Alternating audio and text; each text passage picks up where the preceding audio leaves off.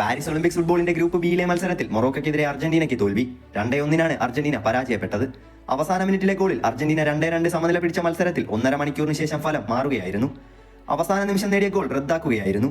ഇത് of side ആണെന്ന് വളരെ വൈകിയാണ് പ്രഖ്യാപനം വന്നത്. 2 ഗോളിന് പിന്നിൽ നിന്ന ശേഷമായിരുന്നു അർജന്റീന തിരിച്ചുവരവ് നടത്തിയത്. 15 മിനിറ്റ് നീണ്ട ഇഞ്ചുറി സമയത്തിന്റെ അവസാന സെക്കൻഡിലായിരുന്നു അർജന്റീന സമനില ഗോൾ നേടിയത്. മഷരാനോ പരിശീലിപ്പിക്കുന്ന യുവനിര ജൂലിയൻ അൽവാരസും നിക്കോളാസ് ഒട്ടമെന്റിയുടെയും നേതൃത്വത്തിലാണ് അർജന്റീന ഒളിമ്പിക്സിനെത്തിയത്.